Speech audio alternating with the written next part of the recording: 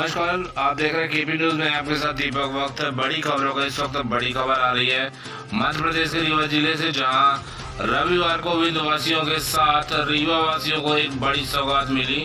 करोड़ों की लागत से बनकर तैयार हुआ रीवा एयरपोर्ट।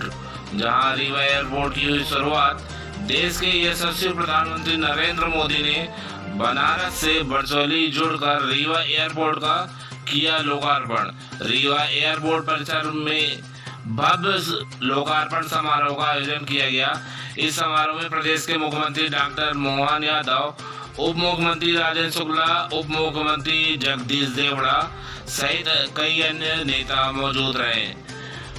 रीवा में अब तक चौराटा में हवाई पट्टी थी, जिसे हेलीकॉप्टर व छोटे विमान उतर सकते थे। बीते वर्ष 15 फरवरी 2023 को इसका भूमि पूजन किया गया था।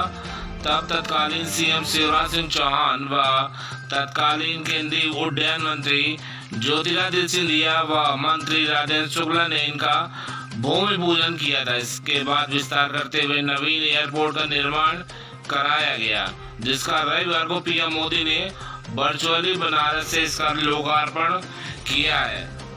एयरपोर्ट के निर्माण के लिए तकरीबन 500 करोड़ स्वीकृत किए गए थे। भारतीय विमानपत्तन प्राधिकरण द्वारा लगभग 19 माह के रिकॉर्ड समय में रीवा एयरपोर्ट का निर्माण कार्य पूरा कर दिया गया। अब इस एयरपोर्ट से विंध्य ऊंची उड़ान भरने के लिए तैयार है। शुरुआत में रीवा से भोपाल के बीच हवाई जहाज की सेवा मिलेगी। बाद में दूसरे शहरों की हवाई सेवा शुरू की जाएगी। उद्घाटन समारोह के दौरान मुख्यमंत्री ने कहा कि रीवा से मेरा एक और रिश्ता है। रीवा मेरी ससुराल है। मेरी शादी 1993 में हुई थी। तब यहाँ आने जाने में बहुत समस्या होती थी, सही ढंग की सड़क नहीं थी। उन्होंने कांग्रेस पर हमला बोलते हुए कहा कि पूर्ववर्ती सरकार ने ऐसी नजर लगाई कि रीवा के विकास को ताला लगा दिया गया। उन्होंने कहा कि मुझे इस बात की प्रसन्नता है कि भाजपा की सरकार आने के बाद रीवा का विकास काफी हुआ है। उन्होंने कहा कि कांग्रेस के लोग सरकार बनाते थे, लेकिन सरकार बनाने के बाद इतने छोटे मन के हो जाते थे कि उनका विकास से कोई लेना देना नहीं होता था। उन्होंने कहा कि कांग्रेस दिल्ली में 7 की 7 सीटें हार गई। पप्पू तीसरी बार भी हरियाणा में फेल हो गया।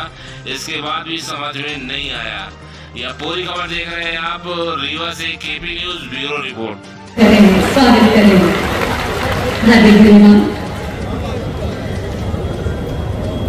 रीजनल कनेक्टिविटी स्कीम के तहत मध्य प्रदेश शासन के बिजली की धरती मेरा भी रिश्ता।